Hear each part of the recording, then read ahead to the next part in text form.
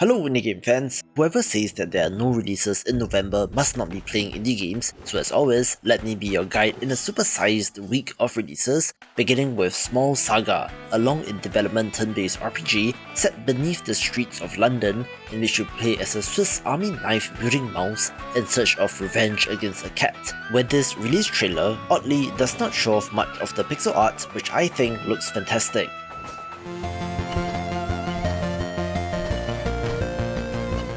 Here's an awesome looking game which I've had my eye on for quite a while as well. It's Bzzzt, a pixel art precision platformer which looks awesome, in which you play as a tiny robot making his way through the levels.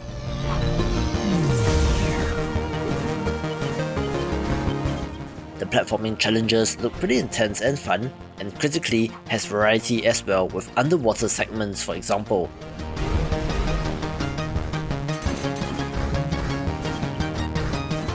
There's even boss fights, but it's all centered around the platforming, and where there doesn't appear to be any way to directly attack enemies, which is an interesting choice.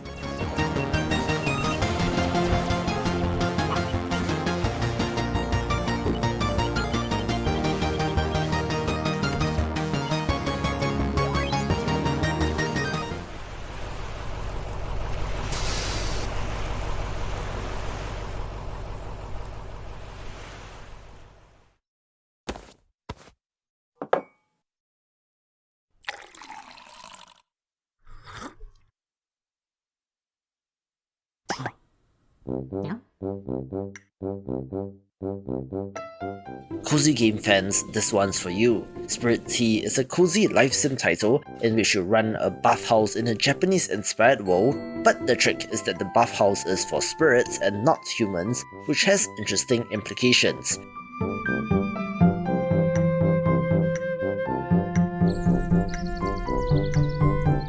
Regardless, your guests need to be taken care of, and you have to do your best to fulfill their needs, being an interesting take on the genre, which is not a farming game.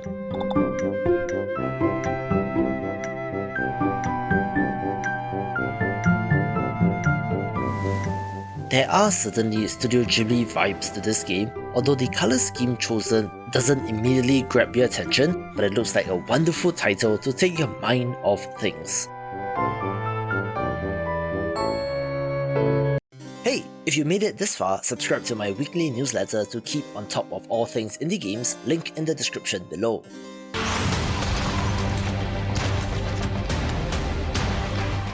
Here's something on perhaps the polar opposite end of the spectrum of the previous game in Wizordum, a retro first-person shooter in which you play as a mage on a quest to track down the source of chaos. It is inspired by Hexen and Heretic, rather than the more common Doom or Wolfenstein-inspired games with powerful spells at your fingertips, in addition to more traditional armaments.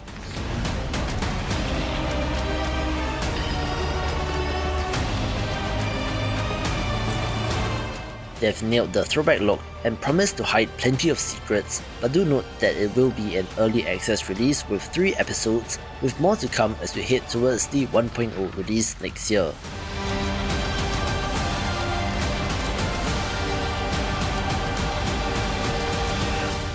Jesus. Angela? Angela! Are you there? What is this? This, Trevor, is your life. A life that has been recorded and compiled right down to the last second. We'll get you out of here, I promise. Here's one of the more unique games in a while in American Arcadia, a title that combines side-scrolling puzzle platforming action with a first-person narrative game telling the story of Trevor, the protagonist of the world's most popular reality TV show that isn't aware he's in one in a manner not unlike The Truman Show. A staff member working on the show is communicating with Trevor and trying to help him escape, looking to have an interesting mix of genres and ideas. Stay away or... Hit him. What? Hey, no! I just surrendered! Take board game battles online with friends. There are quite a number of bigger games, beginning with Dune Imperium, a digital adaptation of a tabletop board game which has gotten critical acclaim, with this developer specializing in this exact kind of physical to digital translation, and should be good. Nothing about all this seems real. My memory is still altered. I'm trying to understand, to remember. But time is slipping away. I must find Ian. Beyond his disappearance, the United Worlds as a whole is today threatened by a terrible menace. The Morphs are still here. And if I need to face them once again to discover the truth, I won't hesitate. Somehow, 31 years after the release of the original, Flashback is back in a reimagined sequel, looking to bring the cinematic platformer to a new age, so let's see if it manages to modernize and survive.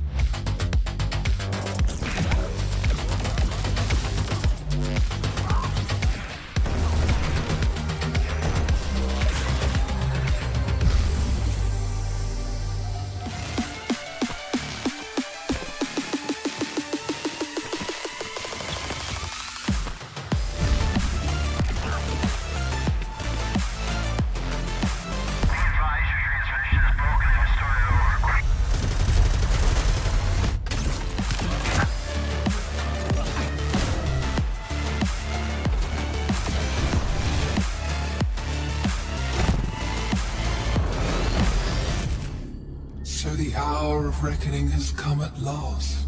Rivers of blood and cries of agony. The king I once served, once counted as a friend, is no more. What remains is a true tyrant. The first paid DLC for the Souls-like RPG Remnant 2, titled The Awakened King, releases this week and adds a new archetype, storyline, dungeons and much more, where this game is one of the best of the year, so do check it out. You like the way. Decide, strange one. Duty or hope? Hang on, Grendizer. I don't have any particular affinity for this giant robot in particular, but UFO robot Grendizer, the Feast of the Wolves, looks like, and I hope the developers don't mind me saying this, a B game from ages past, being a serviceable licensed product with fun looking brawling action and even shoot 'em up elements, so if you love the IP, give it a shot. Thunder! Spazer Cross. Spin Drills.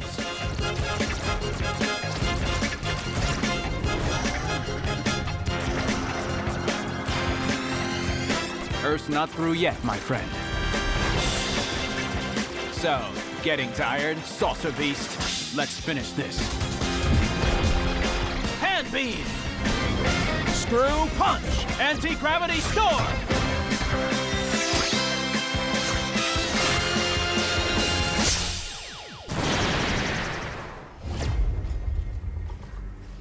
I do not recognize these markings. They are old. Perhaps this is one of the great cities of the Age of Myth. This is no temple of Sigmar.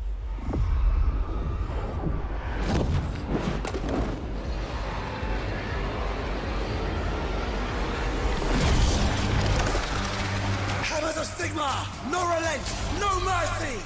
UK developer Frontier Developments seems to be firing on all cylinders with hits like Planet Zoo and Planet Coaster, so they are branching out a little in Warhammer Age of Sigmar Realms of Ruin, a real-time strategy game that is more like Dawn of War rather than Total Warhammer and looks interesting, not least because it's an RTS title in 2023. If we can claim it, we can cleanse the Oryx and save our cannabis.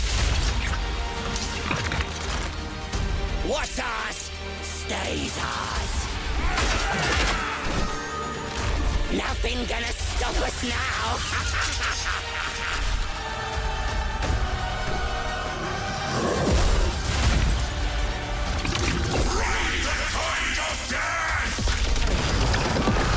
We do not fear death. Fight on!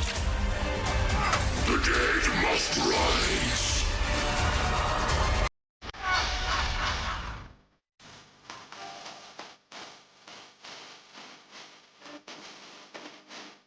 We also have a pixel art Metroidvania from Inti Creates that is based on an anime series in which YOHANE the Parhelion Blaze in the Deep Blue does have action that I expect from an Inti Games since they made titles like the Azure Striker Gunvolt series and should be neat.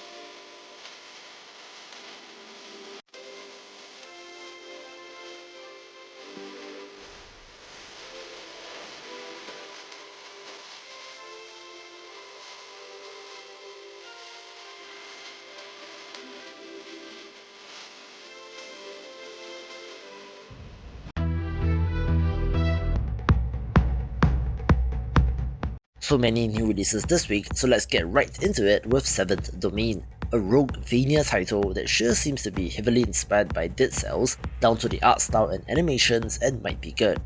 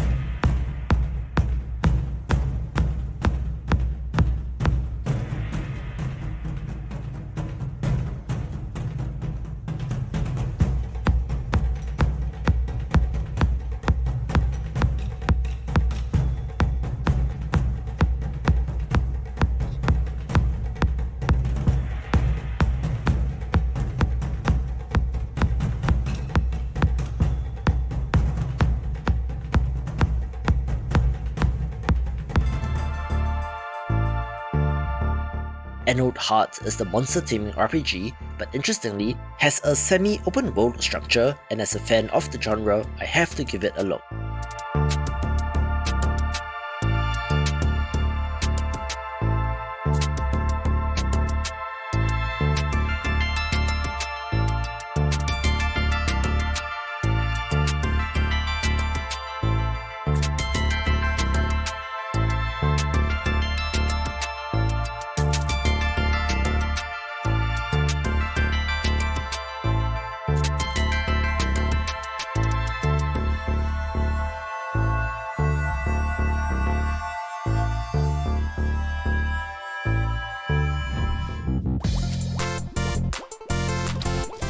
Bopl Battle is a mayhem-filled local multiplayer party game in which you're attempting to eliminate your opponents and looks like fun with friends.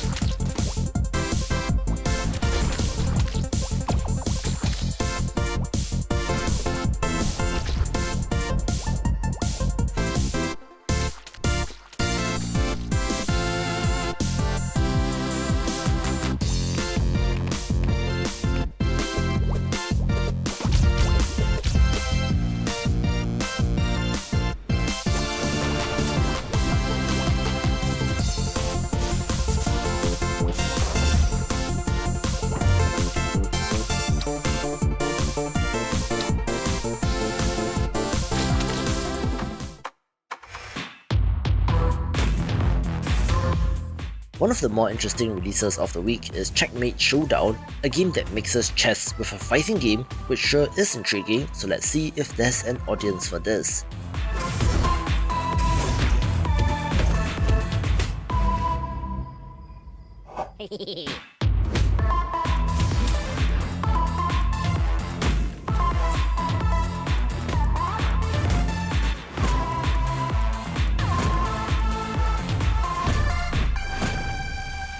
Take our hourglass, hero. Collect your bearings and focus your mind. And enter Death's realm once again. Among the myriad of Vampire Survivors clones, a game that looks promising is Death Must Die, one that sure looks to have doses of Diablo, but you know the drill by now. Slaughter hordes of enemies as you get increasingly powerful, which just releases a bunch of dopamine.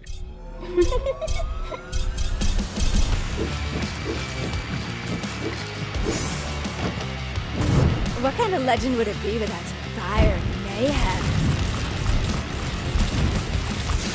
Allow me to interfere as the gods typically do.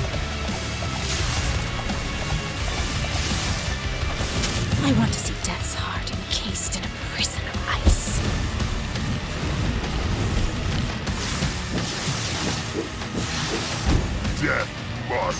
die.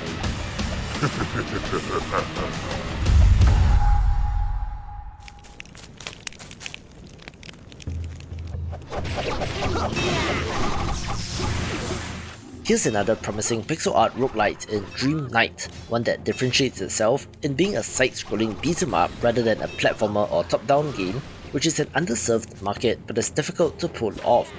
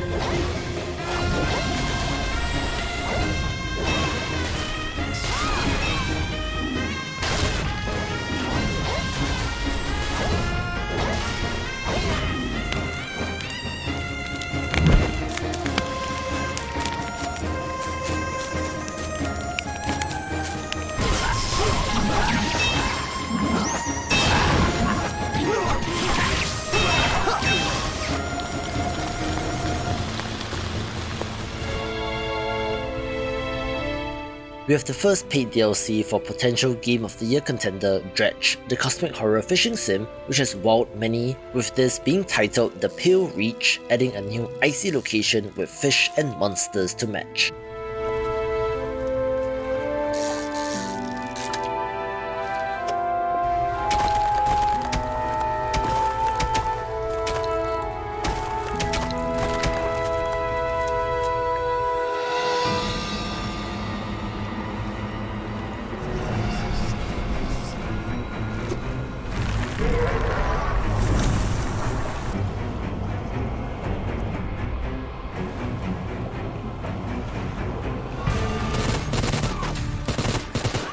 A long in development title which I've had my eye on is Edge of Dead Under a Uranium Sky, since this top-down action roguelite kind of looks like Nuclear Throne crossed with Enter the Gungeon, so let's see if it holds up to those grades.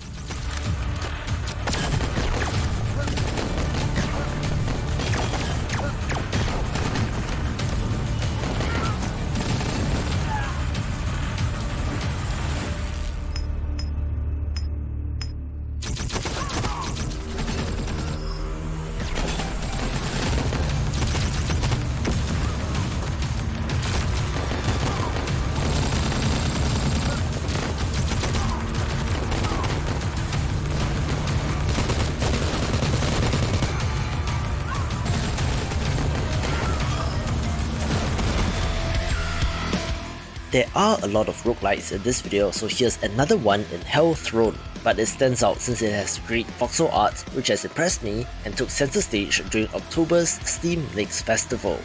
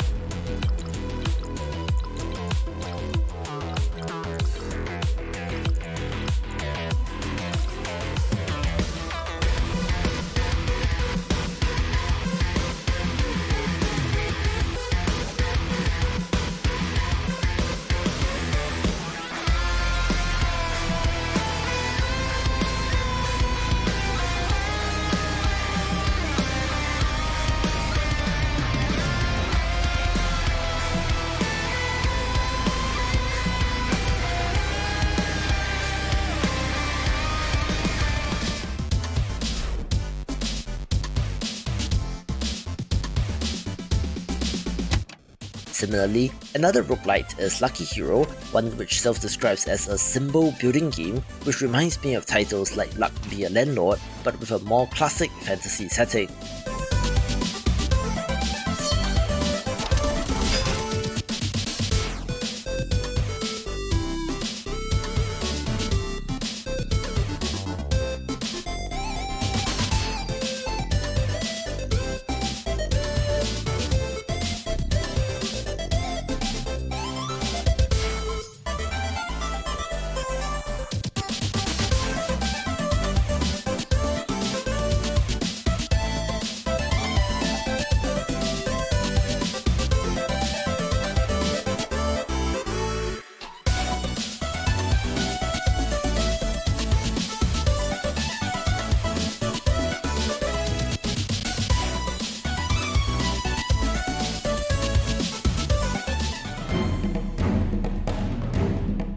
I was impressed with Microcivilization since this is a pixel art incremental strategy game that allows you to travel through the ages. We have been looking for a good new idle game, so perhaps this is it.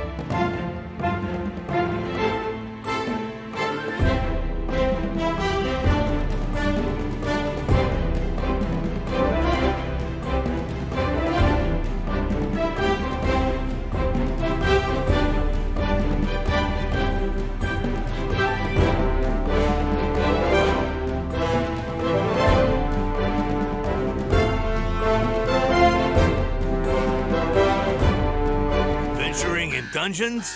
Any idiot could do that. But managing an evil dungeon? Now we're talking elite. The Dungeon of Naheulbeuk is feared throughout the lands of Fang. It is an avant-garde evil structure, combining tradition and disruptive innovation. Here's a curiosity in Naheulbeuk's Dungeon Master, a spin-off of the CRPG title The Dungeon of Naheulbeuk, The Amulets of Chaos, which has sold very well, this time putting you in the shoes of a warlock who has to expand the infamous lair, looking to be a dungeon keeper-like title and looks good. Production facilities, an R&D center, B2C processes, and an efficient waste recycling system. Our underlings, employees, can fully express themselves thanks to our committed HR management and peaceful social dialogue, and can enjoy the use of clean, safe premises. Hey, don't film that, or you'll be the one cut into shreds on the editing floor. As a steward, your main task will be to make the dungeon functional and attractive to adventurers, so they'll want to come here to get slaughtered and humiliated. To achieve that, you'll have access to guards, traps, and hexes. You'll also get to organize raids on nearby areas to provide me with treasures and relics. Thanks to your boundless devotion, I, Zangdar, will become the greatest warlock of the lands of Fang! Looking for a job that gives meaning to your life and makes the world a better place? Then buzz off! But if you're organized, servile, sneaky, and enjoy a positive work atmosphere, come take your chance. I'll be waiting for you in my office. Another game with a stunning art style is the action roguelike Skybreakers, self-describing it as an ink-wash painting aesthetic, and refreshingly, while it takes some elements from Vampire Survivors, is not a straight-up clone and looks intense.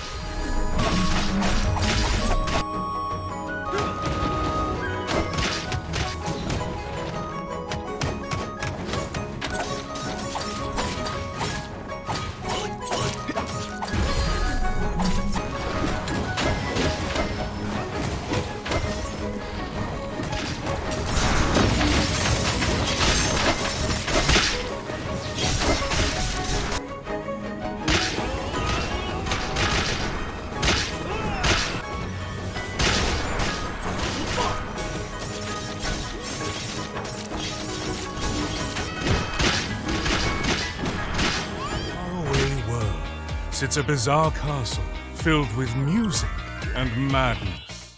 I'm not quite sure where to put this since it is being published by Konami, but appears to be from a relatively small team in the UK, in which Super Crazy Rhythm Castle is a puzzle adventure game with rhythm elements and looks awesome, especially if you're into rhythm games but don't like to endlessly play song after song.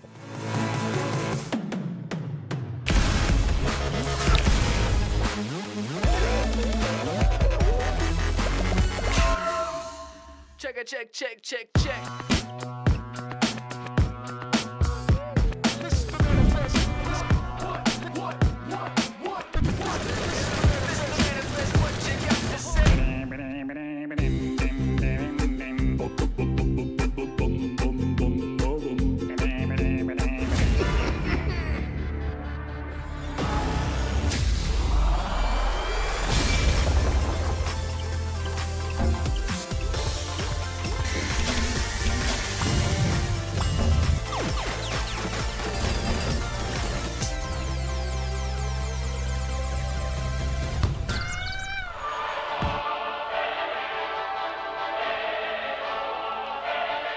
The Kindeman Remedy is a dark management sim in which you play as a villainous doctor in a prison, conducting experiments on the inmates, and is pretty disturbing and frankly not what I'm in the mood for right now, but if you enjoyed titles like Ravenous Devils, might be of interest.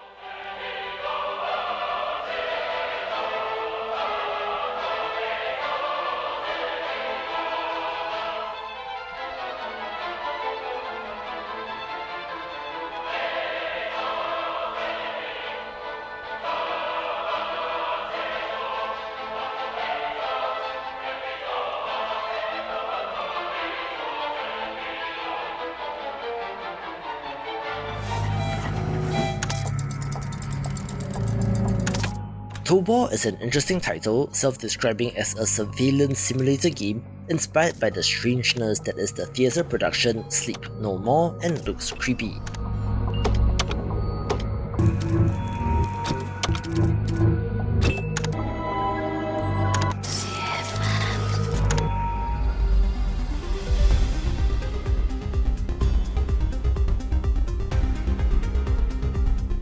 That's a lot of games, but I've saved the best for last, with the top 5 beginning with Below the Stone, a pixel art mining action roguelite. Yes, I know there are a lot of them in this video, that has you playing as a dwarf digging ever deeper into the earth.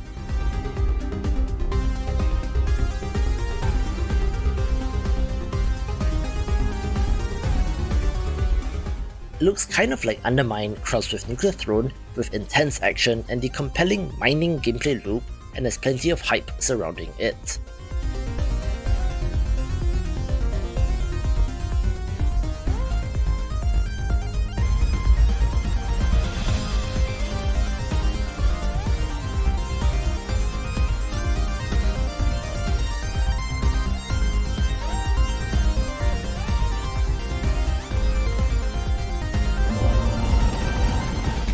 Karmazu is a joyful cooperative platformer where up to 10 random players team up and must combine the abilities of 50 different characters to win and complete a loop.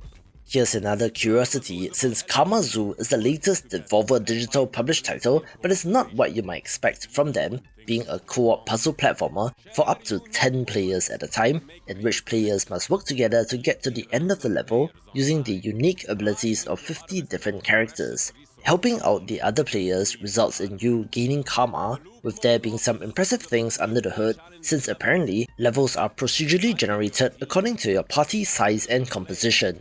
I'm not quite sure how popular it will be, since getting groups of 10 random players to work together seems like a challenge, but with the Devolver marketing machine behind it, anything is possible. Although as with games with a social element, time is of the essence. I'm giving away a copy of this game to people who subscribe to the newsletter, link in the description below. Little tombstone that others can use to cross safely. Every good thing you do, one way or another, earns you the precious karma you need to unlock new characters or abilities for future loops. Are you welcoming friends or family at home? Totem is an extra local game mode, perfect to be shared on a single screen. A tournament that pits up to 8 players against each other in a series of frantic quick-fire minigames.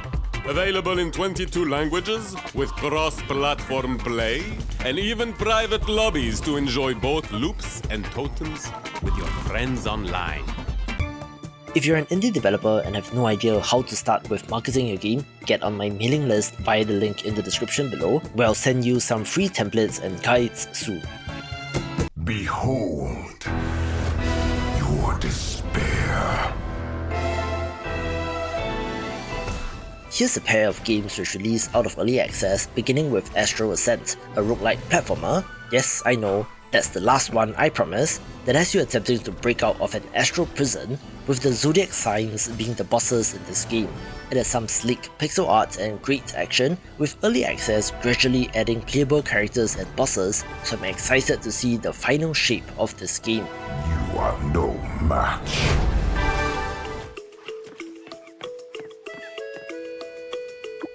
Similarly, the farming sim Coral Island also launches in 1.0 and has been one of the bigger farming sims to come along in recent memory, despite being a rather by the numbers one of these.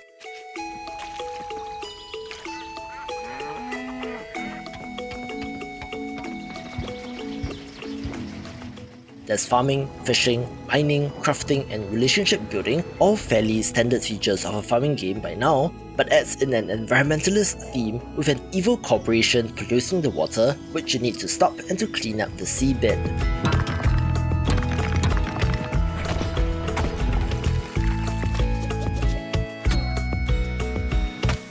However, it has impressed so far in early access, with a large cast of characters and very unique scenarios and encounters, being one of the go-to titles to point towards, so if you love the genre and have not gotten it, do pick it up.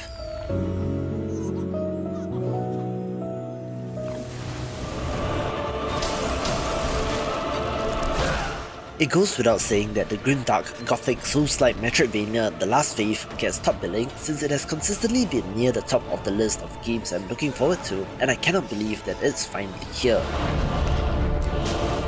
The grim gothic horror world sure seems to be inspired by Bloodborne, with fantastic action and equally brutal execution animations on par with Blasphemous, possibly being another Game of the Year contender, so keep your eyes on this one with my recommendations of the best Metroidvanias in this video.